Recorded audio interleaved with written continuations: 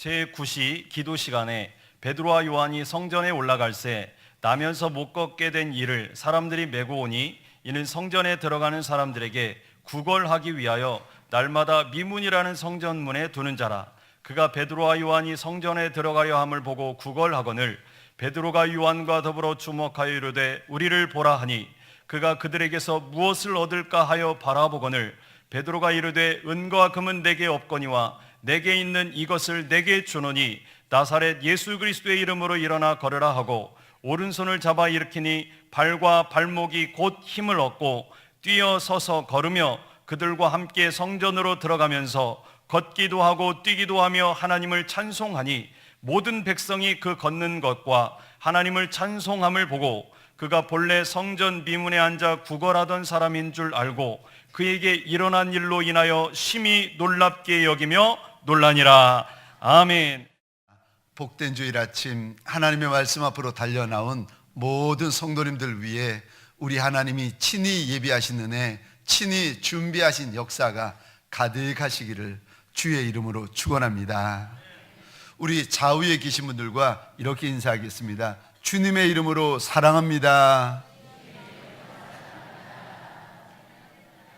이번에는 우리 인사할 때에 지금보다 더 반가운 얼굴로, 지금보다 더 환한 목소리로 우리 앞과 뒤에 계신 분들과 동성끼리는 손 한번 잡아가시면서 한 번 더 축복해 주시겠습니까? 주님의 이름으로 축복합니다.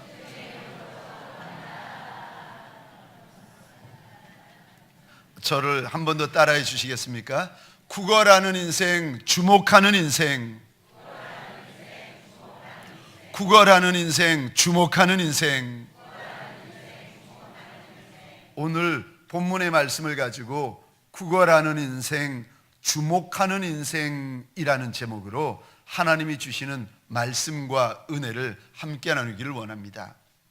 오늘 본문에 한 남자가 등장하는데 이 남자는 나이가 40여세 되었다라고 성경에 기록이 되어져 있는데 날 때부터 장애를 가지고 태어난 안진뱅이였습니다. 날 때부터 안진뱅이로 태어나서 평생에 40여 평생 성전 미문 앞에 앉아가지고 지나가는 사람들에게 구걸하며 살아가던 인생입니다.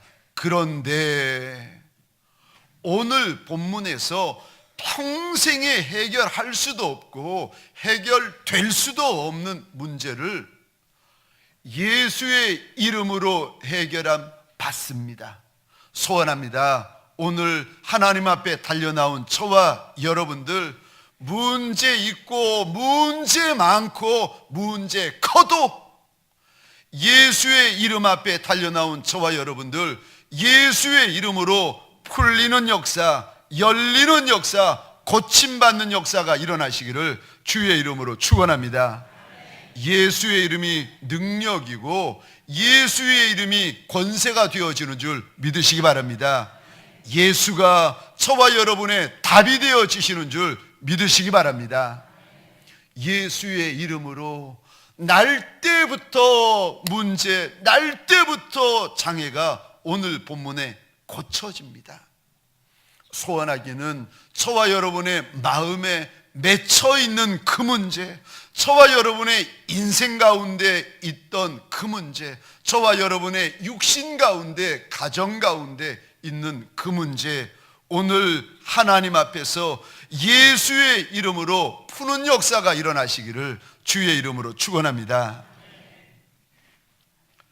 오늘 본문에 이 2000년 전의 남자처럼 이 큰 은혜, 이 큰 역사가 예수의 이름으로 내게도 일어나려면 2000년 전에 이 남자의 역사가 이 남자에게 임하였던 하나님의 그 과분한 은혜가 내 역사가 되고 하나님께서 내게 부어주시는 과분한 내 은혜가 되려면 어떻게 해야 되는 것입니까? 첫 번째로 구걸하셔야 됩니다. 우리 2절과 3절 그리고 10절 말씀인데 제가 한번 읽어보겠습니다. 나면서 못 거게 된 이를 사람들이 메고 오니 이는 성전에 들어가는 사람들에게 구걸하기 위하여 날마다 미문이라는 성전문에 두는 자라. 그가 베드로와 요한이 성전에 들어가려 함을 보고 구걸하거늘. 10절 함께 읽겠습니다. 그가 본래 성전 미문에 앉아 구걸하던 사람인 줄 알고 그에게 일어난 일로 인하여 심히 놀랍게 여기며 놀라니라. 아멘. 아멘. 지금 한 남자, 40세 된 한 남자의 인생에 예수의 이름으로 놀랄 정도가 아니라 심히 놀랄 일이 벌어졌습니다. 그런데 남들은 놀랄 일, 심히 놀랄 일만 쳐다보고 있는데 오늘 우리 하나님께서 이 놀랄 일 뒷면에 숨겨져 있는 보석 같은 단어들을 우리에게 보여주시는데 2절에 이 단어 보시겠습니까? 혹시 펜이 있으시면 꺼내어 가지고 동그라미를 그려보시면 하나님의 마음을 더 잘할 수가 있습니다. 우리 2절입니다. 이 단어 구걸. 3절에 또 이 단어가 등장하는데 구걸. 10절에 또 이 단어 동그라미를 그려주시겠습니까? 구걸. 2000년 전에 이 사람은 40년 동안 평생 사람들에게 구걸하던 인생이었습니다. 그래서 사람이 불쌍히 여겨주면 던져주는 동전 몇 개 가지고 하루를 살고 하루를 살던 비참한 인생이었습니다. 그런데 예기치 않았지만, 의도하지 않았지만 40년 만에 이 남자가 성전 앞에서 하나님을 향하여 구걸하기 시작합니다.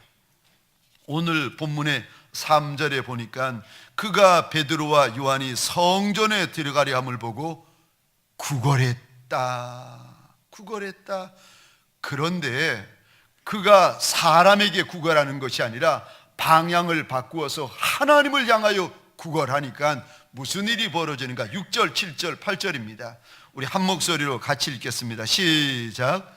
베드로가 이르되 은과 금은 내게 없거니와 내게 있는 이것을 내게 주노니 나사렛 예수 그리스도의 이름으로 일어나 걸으라 하고 오른손을 잡아 일으키니 발과 발목이 곧 힘을 얻고 뛰어 서서 걸으며 그들과 함께 성전으로 들어가면서 걷기도 하고 뛰기도 하며 하나님을 찬송하니.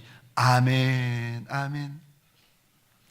구걸하는 인생, 하나님을 찬송하는 인생이 되었던 비밀이, 평생 주저앉아 살아오던 인생이 일어나고 걷고 뛰고 했던 인생 될 수 있었던 비밀이 오늘 본문에 담겨져 있는데 예수 이름 때문에. 그런데 예수의 이름이 예수의 능력이 되기 위하여서 오늘 본문 보석같이 담겨져 있는 단어들이 있는데 이 남자가 구걸했다는 거예요. 구걸이라는 단어가 불편하신 분도 계시겠지만 잘 들어보시기 바랍니다. 우리의 마음이 언제 가장 낮아지는 줄 아십니까? 구걸할 때. 우리의 자세가 언제 가장 겸손해지는 줄 아십니까? 구걸할 때. 그래서 저는 성경을 묵상하다가 늘 제 마음에 새겨두는 이런 문장이 있는데, 세상에서 가장 겸손한 단어, 세상에서 가장 낮은 단어가 어떤 단어인가 하면은 종이라는 단어입니다. 그리고 세상에서 가장 겸손한 고백이 어떤 고백인 줄 아십니까? 주여, 나는 주의 종이로소이다. 가장 주인 앞에서 겸손한 고백이 무엇인가 하면은 나는 주의 종이로소이다 라는 이 고백이요. 이 고백은 아무나 할 수 있는 고백이 아닙니다. 주인 앞에서 겸손한 마음을 가져야 할 수 있는 고백이요. 그런데 고백만이 아니라 가장 낮은 자세, 가장 낮은 태도가 있는데 구걸하는 자세, 구걸하는 태도요. 저와 여러분들이 주인을 향해서 가장 마음이 낮아질 때가 언제인가? 우리 만왕의 왕, 만주의 주가 되시는 하나님 앞에서 우리의 몸, 우리의 마음, 우리의 자세가 가장 겸손해질 때가 언젠가? 주인 앞에 납작이 엎드려 구걸할 때. 지금 2000년 전에 이 남자가 하나님을 향하여 맡겨놓은 은혜 좀 내어놓으라고, 맡겨놓은 역사를 좀 달라고 청하고 있습니까? 아니요. 조건도 안 되고 자격도 없는 인생이 주인 앞에 엎드려서 지금 은혜 좀 줄 수 있으시겠느냐고, 나같이 자격 없는 남종과 여종에게 주여 주여 긍휼 좀 부어주실 수 있겠느냐고 이 남자가 납작이 엎드려 주인을 향하여 구걸하고 있습니다. 세상에서 가장 낮은 마음이 무슨 마음인지 아십니까? 구걸하는 마음. 세상에서 가장 낮은 자세가 무슨 자세인지 아십니까? 구걸하는 자세. 그런데 저와 여러분들은 하나님 앞에서 그걸 못하는 거예요. 자존심이 있어서, 내가 배경이 있어서, 내가 직분이 있어서, 내가 연륜이 있어서, 내가 나이가 있어서 만왕의 왕, 만주의 주가 되신 하나님 앞에서 가장 낮은 자세, 가장 낮은 마음을 못 가지고 어정쩡한 마음을 가지고 어정쩡하고 엉거주춤한 자세를 가집니다. 아니요, 오늘 본문 하나님께서 큰 은혜를 경험하려면, 평생에 잊을 수 없는 은혜를 경험하려면, 평생에 갚아도 하나님 앞에 갚아드릴 수 없는 은혜를 원하는 이가 있느냐? 하나님 앞에 가장 낮은 마음, 가장 낮은 자세를 가지라고 일러주십니다. 얼마 전이었습니다.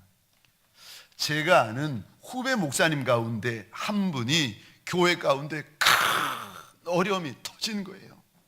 이거 어떻게 하나 하면서 그 목사님이 저한테 문자를 보내왔습니다. 이거 어떻게 해야 되겠느냐는 겁니다.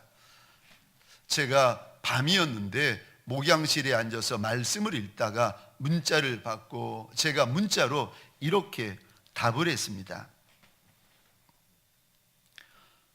나는 늘 그런 기도를 합니다. 하나님, 나 좀 불쌍히 여겨주세요. 혹시 하나님이 불쌍히 여겨주실 것이 아무것도 없는 아이라 해도 그래도 나 좀 불쌍히 여겨달라고 합니다. 사실 기도가 아니라 구걸이지요.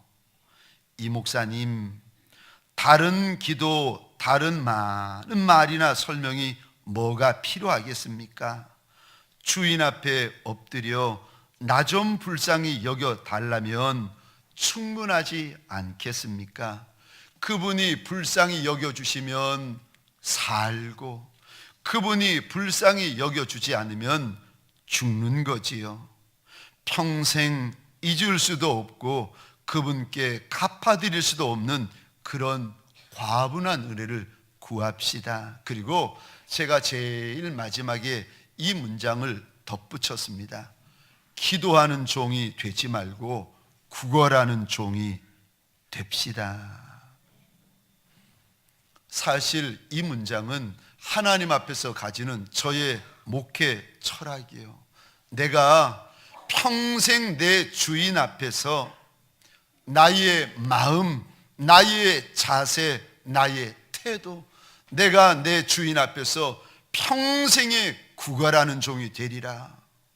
내게 무슨 조건이 있고 내게 무슨 자격이 된다고 하나님 앞에 나가서 은혜 좀 달라니까요, 맡겨놓은 하나님의 기적 좀 달라니까요.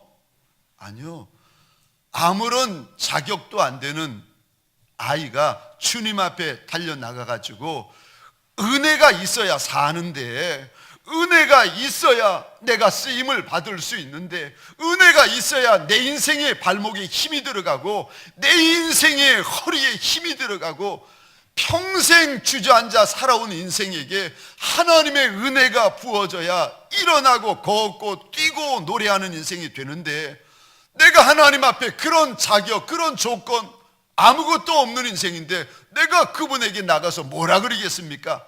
할 말이 없으니까 그분 앞에 납작이 엎드려 은혜 좀 주실 수 있겠느냐고 하나님 앞에 구걸하는 거 아니겠습니까? 사랑하는 성도님들에게 소원합니다.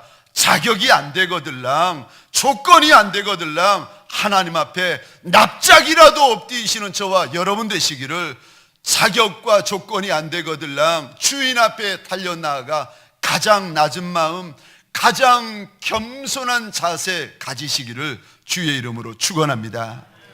그곳에 예수의 이름으로 큰 은혜, 큰 영광이 부어집니다. 두 번째요, 오늘 예수의 이름으로 일어나는 이 큰 은혜, 이 큰 역사, 이 큰 영광, 내 평생에 잊을 수 없는 은혜를 내가 소원하고 있는데 내가 어떻게 하면 이 은혜를 입을 수가 있겠습니까? 내가 어떻게 하면 이 역사를 염치 없지만 나도 경험할 수 있겠습니까? 두 번째, 주목하는 인생이 되라고 우리 주님이 일러주십니다. 집중하는 인생이 되라고 우리 하나님께서 일러주십니다. 오늘 본문 4절과 5절입니다. 우리 한 목소리로 같이 읽겠습니다. 시작. 베드로가 요한과 더불어 주목하여 이르되 우리를 보라 하니 그가 그들에게서 무엇을 얻을까 하여 바라보거늘. 아멘. 펜이 있으시면 우리 4절과 5절 이 단어의 밑줄 한번 그어 주시겠습니까? 주목하다 4절입니다. 보라 5절입니다. 바라보거늘. 그리고 저를 한번 보시겠습니까? 단어는 각각 다른 단어인데 신기하죠? 의미는 한 가지입니다. 주목하라는 거예요. 집중하라고 우리 하나님께서 일러주십니다. 그런데 그냥 권유하는 말이 아니라 4절 보니까 우리를 보라 명령하세요. 평생 주저앉아 있는 인생에게, 평생 사람의 동전 몇 입으로 만족해온 인생에게 하나님의 은혜를 구한다면 은혜 주시는 그분을 주목하라는 거예요. 정말 하나님의 과분한 은혜, 정말 평생 갚아도 갚아드릴 수 없는 하나님의 은혜를 구하는 이가 있다면 하나님에게 집중해야 된다고 우리 하나님이 일러주십니다. 딴 생각하지 말고, 아니 딴 거 쳐다보지 말고 은혜 주시려고 이 앞에서 지금 내 주인께서 대접에 큰 은혜, 감당할 수 없는 은혜, 잊을 수 없는 은혜를 부어주시려고 내 주인께서 큰 대접을 들고 있는데, 정작 주인 앞에 달려나와 있는 종들은 딴짓하고 있고 딴 생각하고 있고 딴 마음 가지고 있고, 이러면 무슨 은혜를 받을 수 있겠습니까? 주인이 주시는 은혜는 거저 받지만, 그러나 건성으로 받는 은혜는 아닙니다. 대충 받을 수 있는 은혜가 아닙니다. 어쩌다가 받는 은혜가 아닙니다. 우리 하나님은 택배 아저씨가 아닙니다. 간혹 가다가 전화가 와요. 여기 택배 왔는데요. 그러면은 제가 이야기를 합니다. 감사합니다 아저씨, 그 집 앞에 놔두고 가세요. 하나님께서 은혜 주시려고 큰 은혜를 큰 대접에 담아서 지금 기다리고 계시는데, 하나님 앞에서 하는 말이, 하나님 제가 바쁘니까 그냥 안방에다 놓고 가세요. 아유 하나님 그 우리 집 앞에 놓고 가세요. 그냥 가세요. 은혜는 건성으로 받을 수 있는 것이 아닙니다. 하나님의 은혜는 대충 받는 것이 아닙니다. 하나님의 은혜는 얼렁뚱땅 받는 것이 아닙니다. 하나님께서 뭐라고 말씀하시는가? 주목해야 된다. 집중해야 된다. 바라봐야 된다. 은혜 주시는 일을 집중하라는 거예요. 생각해 보시기 바랍니다. 지금 대통령께서 이제 저 사람을 장관으로 삼을지 말지 한번 보려고, 아니, 청와대에 불렀는데 이 남자가 대통령 앞에 앉아가지고 이렇게 보니까 옆에 앉아있는 영부인이 너무 예쁜 거예요. 영부인 바라보고 영부인 옆에 보니까 여자 비서관이 서 있는데 기가 막히게 예쁜 거예요. 비서관 쳐다보고 있고, 아니 보니까 청와대에서 유리창으로 바라보는 바깥 풍경이 너무 전망이 좋은 거예요. 대통령이 지금 앉아 있는데 대통령은 안중에도 없고 유리창으로 바라보이는 그 전망 뷰가 좋아가지고 산만하게 여기 쳐다보고 저기 쳐다보고 있으면 그 남자를 대통령께서 들어 쓰시겠습니까? 아니요. 대통령에게 집중해야죠. 대통령에게 주목해야죠. 하나님 앞에 집중하는 자리가 되시기를 주의 이름으로 축원합니다. 무슨 이유에서든지 하나님에게 집중하지 못하시면, 딴 마음 들고 딴 생각 가지고 계시면 영적으로 산만하신 겁니다. 좀 더 정확한 단어를 쓰자면 영적으로 혼잡하신 거예요. 영적인 외도입니다. 주인 앞에 서서 주인에게 마음을 드리지 못하는 종에게 무슨 일이 일어나고 무슨 역사가 일어나고, 아니 주인이 어떻게 그를 들어 쓰실 수가 있겠습니까? 주인 앞에 나와 있는데도 주인에게 눈길을 들지 못하고 시선을 들이지 못하고 마음을 들이지 못하는 종이라면 주인이 어떻게 그 종에게 줄 은혜가 있고 줄 말씀이 있고 줄 역사가 있겠습니까? 주인 앞에서도 딴짓 하는데 주인 안 보이는 곳에 무슨 짓을 할지 어찌 알겠습니까? 주인 앞에서 주인에게 마음을 들이지 못하는 종, 영적인 외도, 영적인 난잡함, 주인 앞에 앉아서 주인을 집중하지 못하는 것, 영적인 난잡함, 영적인 혼잡함. 오늘 본문에서 우리 주인 되시는 하나님이 저와 여러분들에게 은혜는 하나님께서 주실 터이니 은혜 걱정하지 말고, 역사는 하나님이 부어주실 터이니 역사 걱정하지 말고 주인에게 주목하라고 일러주십니다. 시편 123편입니다.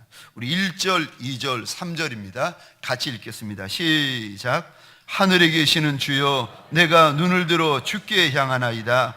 상전의 손을 바라보는 여종의 눈같이, 여주인의 손을 바라보는 여종의 눈같이 우리의 눈이 여호와 우리 하나님을 바라보며 우리에게 은혜 베풀어 주시기를 기다리나이다.